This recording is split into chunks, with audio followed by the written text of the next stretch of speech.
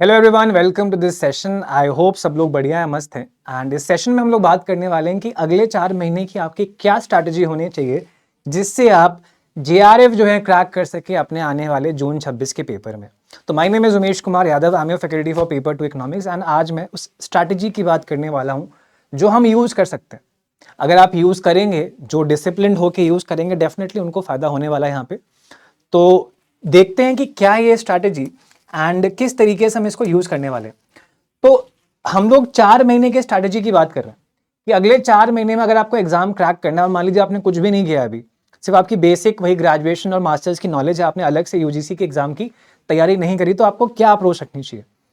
तो अगर मैं फरवरी से स्टार्ट करूं तो आपके पास फरवरी है, मार्च है, अप्रैल है, मई है, जून में आपका पेपर हो जाएगा। तो उसको हम लोग यहाँ पे काउंट नहीं कर रहे एंड उस जून वाले पेपर में हम लोग पीवाईक्यू सॉल्व करेंगे। ये हमने इस तरीके से रखा हुआ है एंड मॉक टेस्ट सॉल्व करेंगे, इसलिए इसको रिजर्व रखा हुआ है, इसलिए जून की बात नहीं कर रहे। तो इन 4 महीने में आपको क्या अप्रोच लेके चलनी है उस बारे में हम लोग यहाँ पे डिस्कस करने वाले हैं। अब देखो यहाँ पे जो पहला काम आपको करना है, अगर आपको कुछ भी नहीं आता है तो आप जो है सिलेबस डाउनलोड करिए। आप सिलेबस डाउनलोड करेंगे, आप उसको देखेंगे तो आप पाएंगे कि उसमें 10 यूनिट्स है।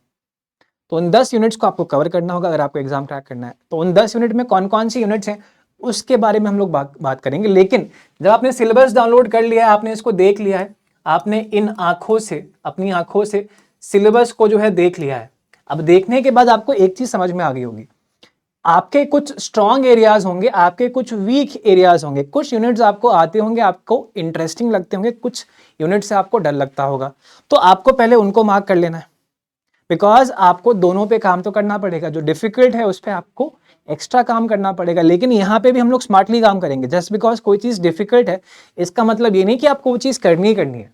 हम लोग देखेंगे कि उस यूनिट का ROI कितना है, रिटर्न ऑन इन्वेस्टमेंट कितना है, तभी हम उस पर अकॉर्डिंगली जो है टाइम इन्वेस्ट करने वाले हैं। तो देखते हैं। तो आपने ये मार्क कर लिया, आपने दूसरा स्टेप भी पूरा कर लिया कि आपने अपने स्ट्रॉन्ग एंड वीक एरियाज को मार्क कर लिया। ठीक है, अब आप क्या करेंगे, पहला काम जो आपको करना है, जब आपको पढ़ाई करनी है तो आपको पहला काम जो करना है तैयारी के दौरान, आपको सबसे पहले मैथमेटिकल इकोनॉमिक्स जो है खत्म करनी है। मैं ऐसा क्यों कर रहा हूं, बिकॉज मैथ्स जो है बेस है। अगर आपको मैथ्स आती है तो आप इकोनॉमिक्स को समझ पाएंगे। अगर आपका मैथ्स का बेस स्ट्रांग नहीं है तो आपको आगे दिक्कत आने वाली है। तो पहला जो आपको पड़ाव पार करना है वो मैथ्स पढ़ना है, मतलब मैथ्स को खत्म करना है आपको।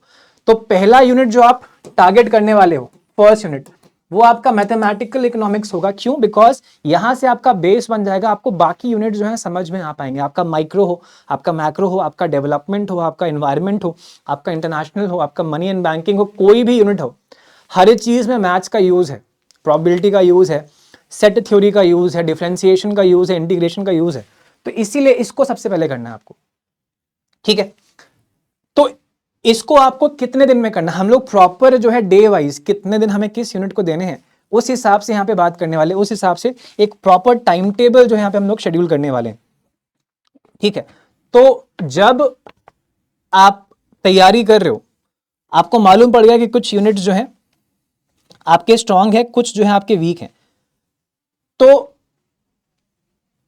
आपने, और साथ में आपने मैथ्स भी खत्म कर लिया। तो मैथ्स को आप कितने दिन देंगे, अगर मैं बात करूं कि आप 1 फरवरी से तैयारी स्टार्ट कर रहे हैं, मान लीजिए अभी आप 2-4 दिन और रिलैक्स करना चाह रहे हैं, आप 1 फरवरी से तैयारी करना चाह रहे हैं, तो मैथ्स पे आप कितना टाइम स्पेंड करेंगे।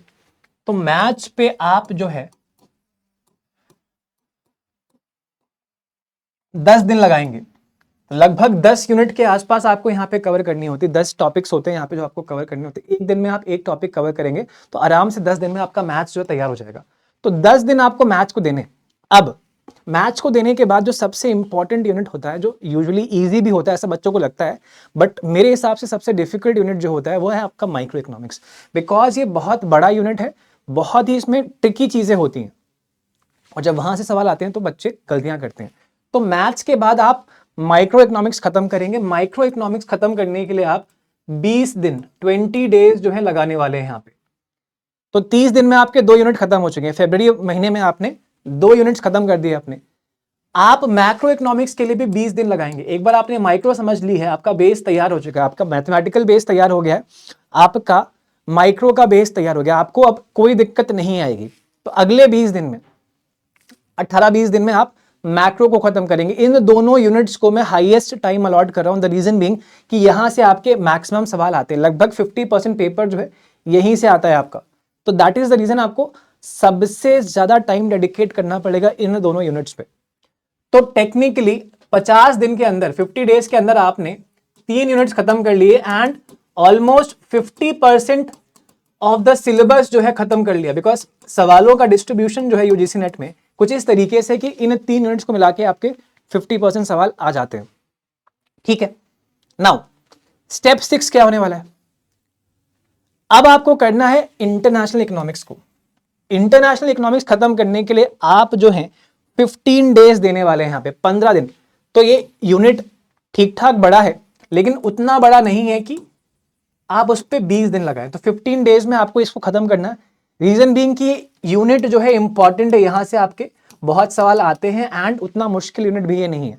तो इसको आप 15 डेज में खत्म करेंगे। देन उसके बाद आप पब्लिक इकोनॉमिक्स की पढ़ाई करेंगे। अब आपने लगभग 60% पेपर आपका कवर कर लिया है यहां पे। तो इन 4 यूनिट से आपके 60% सवाल जो है बनते हैं। तो आपने कितने दिन में, आपने 50 दिन, ये 65 डेज में आपने 60% पेपर को कवर कर लिया। बहुत सी शाबाश, है ना, हम लोग काफी आगे आ चुके हैं। अब पब्लिक इकोनॉमिक्स में आप लगभग जो है 7 डेज, 7 दिन का टाइम लगाएंगे। बिकॉज ये छोटा यूनिट है एंड ये भी इंपॉर्टेंट यूनिट है, यहां से भी कई सवाल आते हैं। इस बार के पेपर में भी बहुत से सवाल आए थे यहां से। तो एक बार आपका पब्लिक हो गया खत्म, उसके बाद आप एनवायरमेंटल इकोनॉमिक्स पे फोकस करेंगे। तो इसको आप 10 डेज में, 10 डेज मैं एक एवरेज बच्चे के हिसाब से बात कर रहा हूं। अगर किसी का कोई यूनिट स्ट्रांग है तो वो उस पर वो कम टाइम भी डिनोट कर सकता है, ऑलराइट, एंड अकॉर्डिंगली उस टाइम को वो कहीं और यूज कर सकता है। ठीक है, तो 10 दिन में आप इसको खत्म कर लेंगे। तो अभी तक मैंने जो पैटर्न फॉलो किया है यूनिट्स का, वो इस तरीके से फॉलो किया है कि एनटीए जो है अपने एग्जाम में किस यूनिट से मैक्सिमम सवाल पूछता है, उस हिसाब से हम लोग आगे बढ़ रहे। ऑलराइट, जो मेन चीज थी वो हमने पहले ही कर ली है। तो लगभग हमने 1 2 3 4 5 6 यूनिट यहां पे कवर कर लिए। बची यूनिट्स कौन सी हैं आपकी, और हमने कितने दिन यहां पे लगा दिए? 65 प्लस आपके 17 दिन, यानी 82 डेज हमने यहां पे लगा दिए हैं टोटल। और हमने 1 2 3 4 5 और 6 यूनिट्स कवर कर लिए। अच्छा, अगला यूनिट जो है आपका ग्रोथ एंड डेवलपमेंट इकोनॉमिक्स है। अब ये जो है बड़ा यूनिट है, it is a big unit and ये थोड़ा डिफिकल्ट भी है। तो यहां पे हम लोग 15 डेज देंगे फिर से इसको। ठीक है, उसके बाद आपका स्टैट्स एंड इकोनोमेट्रिक्स। तो अभी आप इसको नहीं करेंगे, पहले आप money and banking and Indian economy करेंगे। ग्रोथ एंड डेवलपमेंट के बाद आप मनी एंड बैंकिंग करेंगे, उसके बाद लास्ट में आप स्टैट्स एंड इकोनोमेट्रिक्स को करेंगे। द रीजन बीइंग कि यहां से सवाल उतने नहीं आते हैं एंड यहाँ पे जो भी टाइम बचेगा हम लोग इसमें डेडिकेट कर सकते हैं।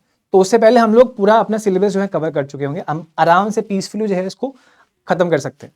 तो 15 दिन हमने यहाँ पे लगा दिए। मनी एंड बैंकिंग जो है आपका एक छोटा सा यूनिट है, तो उस पर आप केवल 6 दिन लगाएंगे, 6 डेज ओनली। और इंडियन इकोनॉमी के अंदर आप जो है 10 दिन के अंदर इस यूनिट को खत्म कर लेंगे। ऑलराइट, जिसके अंदर आप बजट भी कवर करेंगे, जिसके अंदर आप इकोनॉमिक सर्वे भी कवर करेंगे। तो ये दोनों चीजें हम लोग अपने YouTube पे कवर करते हैं। तो उन सेशंस को अगर आप देख लेंगे तो that will be sufficient for you and आपको अलग से कुछ नहीं करना पड़ेगा। तो 10 दिन में आपका इंडियन इकोनॉमी वाला पोर्शन भी खत्म हो जाएगा। बाकी बचे हुए दिन, हमने 2 महीने की बात करी है, मतलब सॉरी हमने 4 महीने का प्लान बनाया है यहाँ पे। तो बाकी बचे हुए दिन यानी कि 7 दिन जो है हम लोग यहाँ पे लास्ट में स्टैट्स एंड इकोनोमेट्रिक्स को देने वाले हैं। तो टोटल हमने कितने दिन दे दिए? हमने 82 डेज यहां पे दिए थे इन यूनिट्स को।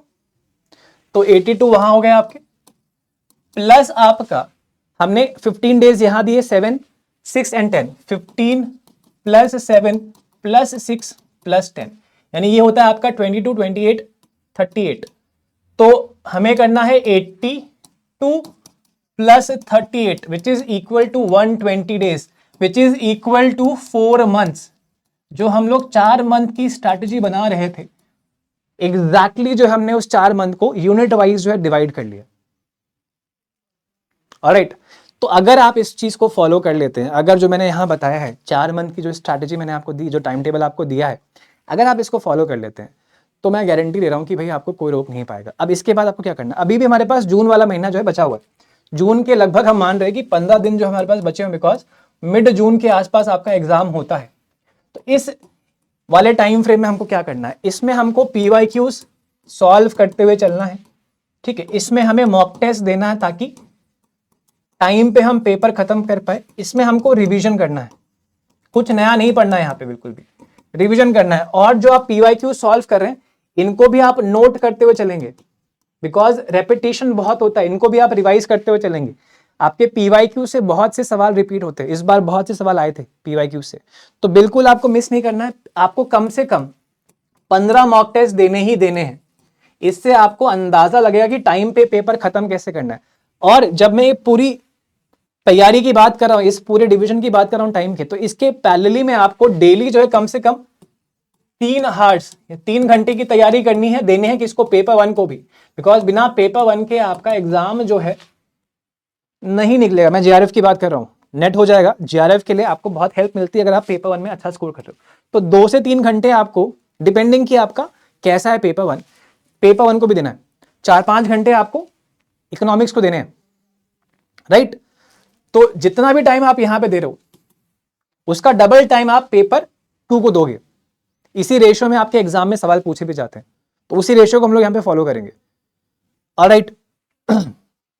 तो अगर इस स्ट्रैटेजी को आप यूज करते हैं तो मैं डेफिनेटली कह रहा हूं, जिन बच्चों ने पहले हमसे कनेक्ट रह के हमारी चीज़ों को फॉलो किया है उनको रिजल्ट्स मिले हैं। तो अब हमने आपको रास्ता दिखा दिया है, अब आपके ऊपर है कि आप सिंसियरली जो है इसको फॉलो करते नहीं करते।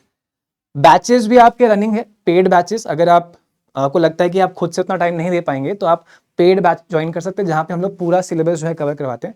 तो अगर सिर्फ पेपर 2 का बैच आपको ज्वाइन करना है तो उसके लिए आपको 4,000 रुपये पे करने पड़ेंगे। तो अब आप सिर्फ पेपर 2 यानी कि इकोनॉमिक्स का बैच भी ले सकते हैं, ठीक है। अगर आप दोनों बैच, पेपर 1 प्लस पेपर 2 का कंबाइंड बैच लेते हैं तो आपको लगभग जो है 5500 यानी कि 5499 रुपीज जो है पे करने पड़ेंगे। एंड अगर आप इसका प्रो वर्जन लेते हैं, जो कि प्रो वर्जन जो है आपका 6799 का यानी कि 6800 रुपए का, तो इसमें आपको अगला वाला बैच 2.0 बैच जो होगा उसकी लाइव क्लासेस मिलेंगी इस बैच के साथ में, प्लस आपको PYQ वाली अपडेटेड किताब भी मिलेगी यहाँ पे। तो ये एक्स्ट्रा फीचर्स मिलते हैं अगर आप थोड़ा सा एक्स्ट्रा पैसा पे करते हैं। तो ये फैसिलिटीज़ हैं आपके लिए, उन लोगों के लिए जो शायद खुद से पढ़ाई ना कर पाएँ, तो आप ये बैचेस ज्वाइन कर सकते हैं। एंड यहाँ पे हम लोग पूरा सिलेबस जो है टाइम पे एग्जाम से काफ़ी पहले ख़त्म कर देते हैं।